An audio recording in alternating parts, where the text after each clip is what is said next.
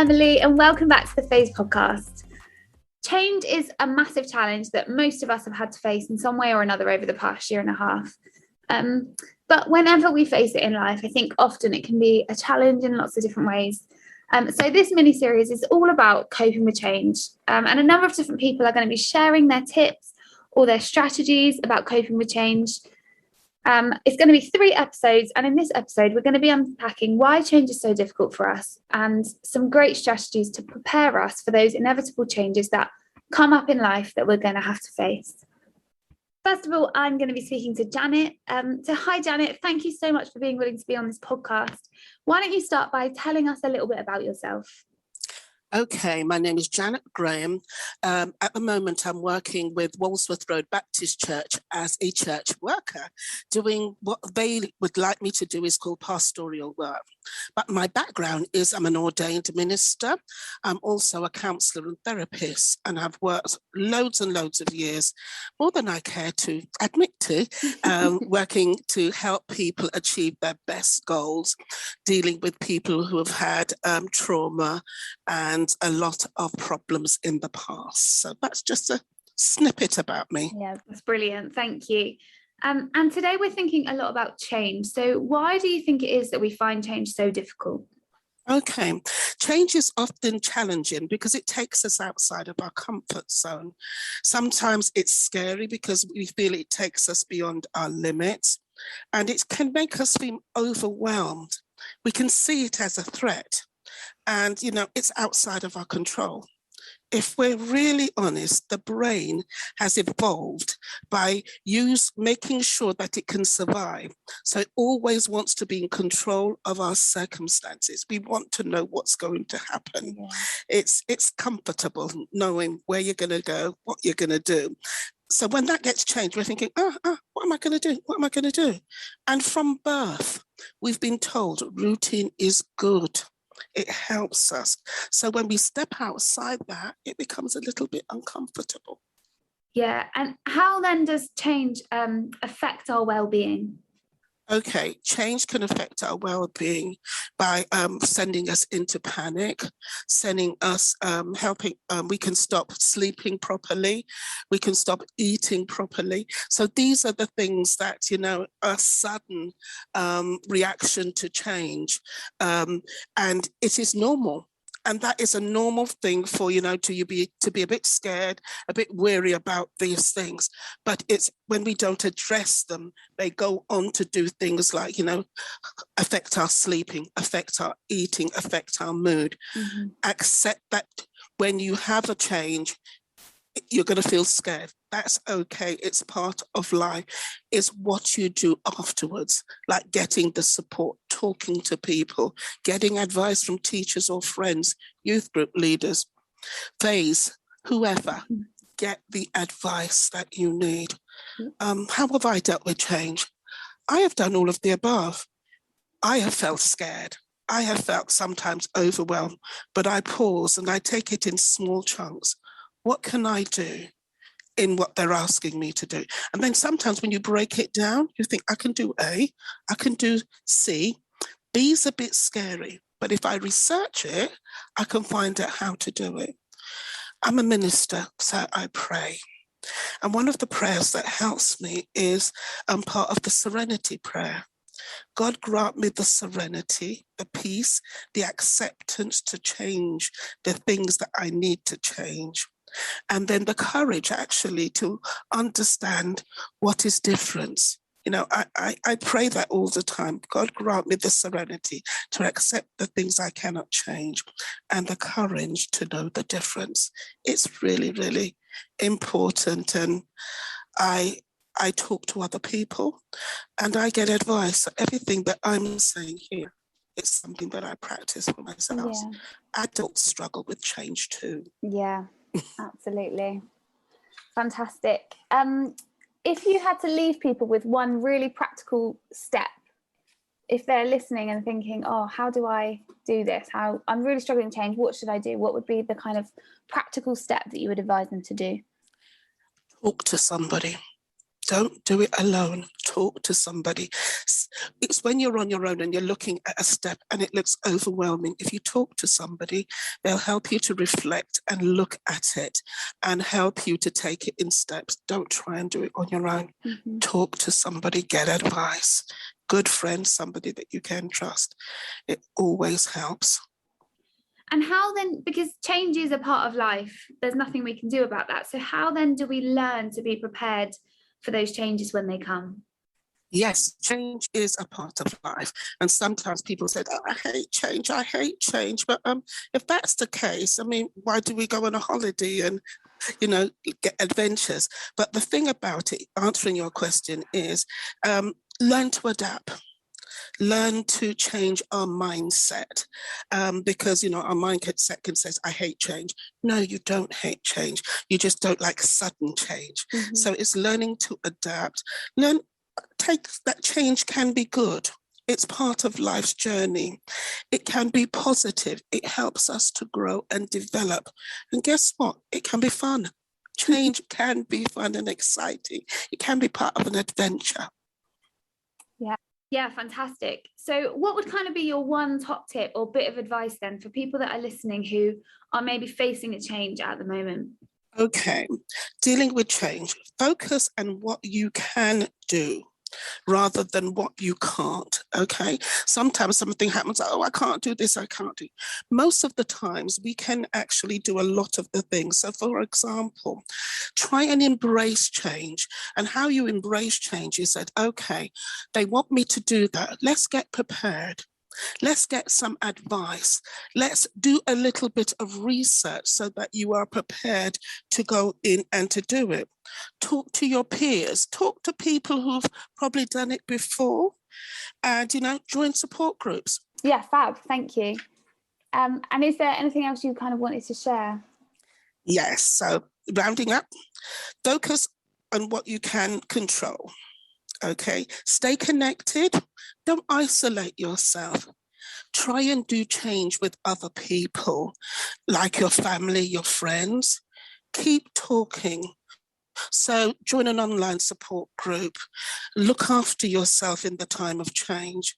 Eat well, rest well, exercise, do things that you like to do, things that improve your well-being, and that will help you to move on to change.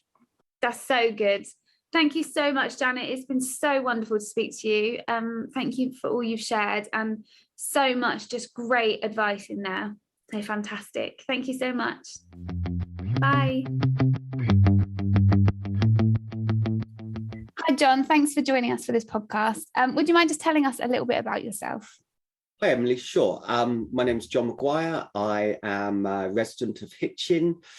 Lived in Hitchin for almost, over 30 years now. I worship at local church, Tilehouse Street Baptist Church, and I am a sales director for a software company selling customer relationship management software. So I manage a team across the Europe, Middle East, and Africa. Fantastic. Great. And this podcast, we're thinking about change, how we can cope with change or manage change. So how do you find change? Are you open to change? And if so, do you want to give us an example? So change is difficult for all of us. As human beings, we prefer things to stay the same, but remain the same because there's a safety and a constancy in that. Yeah. But the reality is we have to recognize that change is also part of life.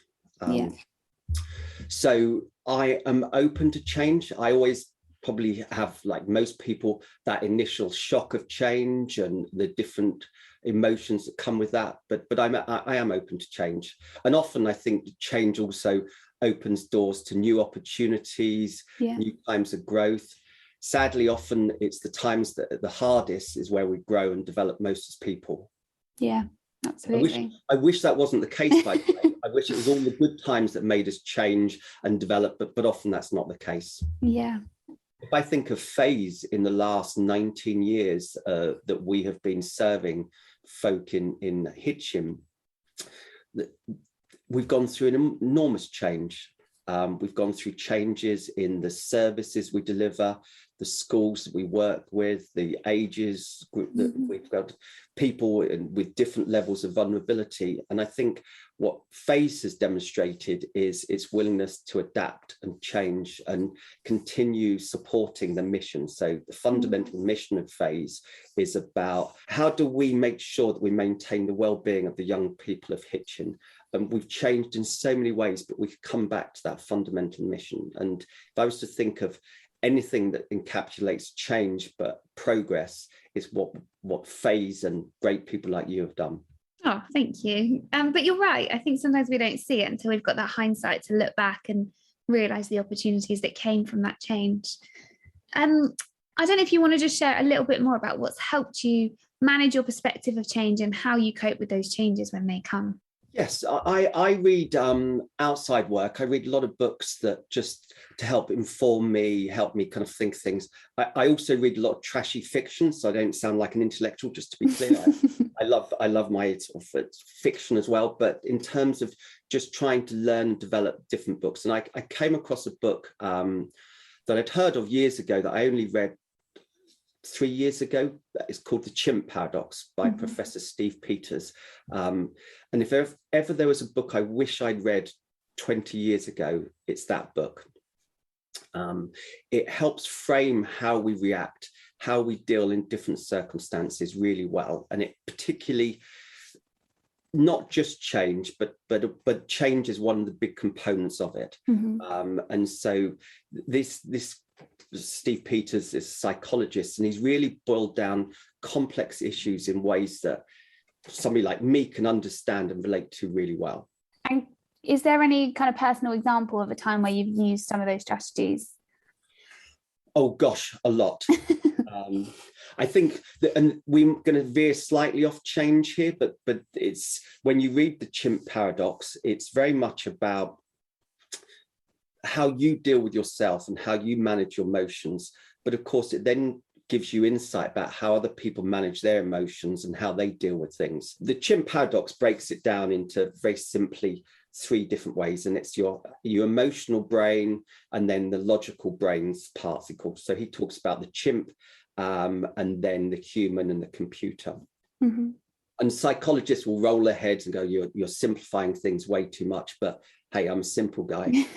If it works. It works.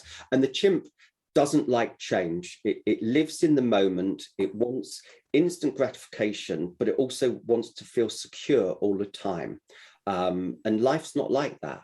We go through changes, and whether it's large ones like clearly the pandemic, whether it's through job changes, relationship changes, life is about change. The chimp doesn't like that, and it reacts really badly. And if you think of the chimp being your inner child, and how, you see a 2-year-old, and if a Lego brick won't join in, it can easily throw, they can throw it across the floor because they're frustrated. That's how your chimp handles change and conflict. So if you can understand how your initial reaction is, your emotional reaction, then you can better frame and deal with things in a different way. And so that sense of understanding that actually just because the Lego brick won't work together, you don't need to throw it across the floor. And you can actually step back, and that helps you deal with both large change and smaller change. Great, thank you. That sounds really interesting. I might go read The Chimp Paradox now. You sold me. Cool. It's really interesting. Okay.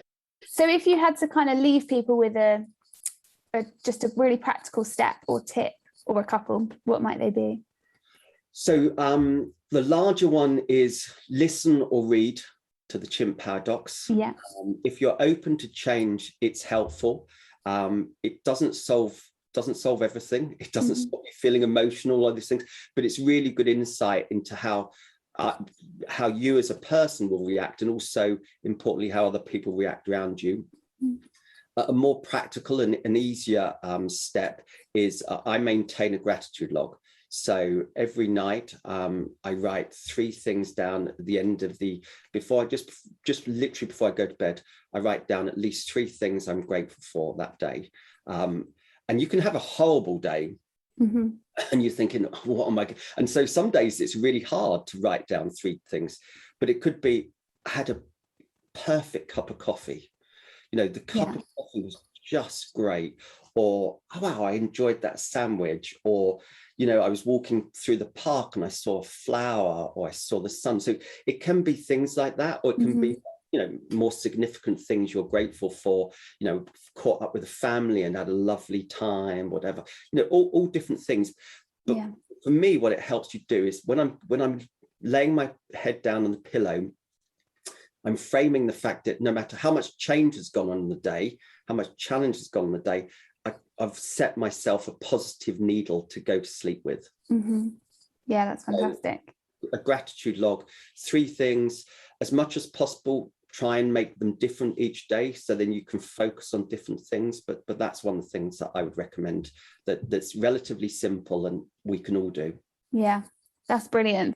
And it's something you touched on at the beginning, I think, is the opportunities and the positives that come from change. I think sometimes it's easier to see them and sometimes it's harder, but if you can find or focus on just the positives or the opportunities that come from change, and embrace, like you also said, embracing those difficult emotions that come with it, and accepting that that's part of the journey.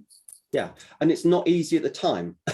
Trust me, I'm not sitting there and saying, oh yeah, life's just great fun. That's not the case. Of course, it's difficult, but it's through those difficult times we come out the other side and have those change. But change is going to happen. Yeah, it's inevitable. Change is going to come. Yeah, absolutely. Brilliant. Thank you so much. Great. Cheers, Emily. Thanks. See you later. Bye. So some really interesting thoughts there. I hope that you enjoyed some of that conversation. Thank you so much for listening to the podcast, and don't forget to like and subscribe so that you don't miss our next episodes. Remember that you can also find us on Facebook, Instagram and Twitter at Phase Hitchin.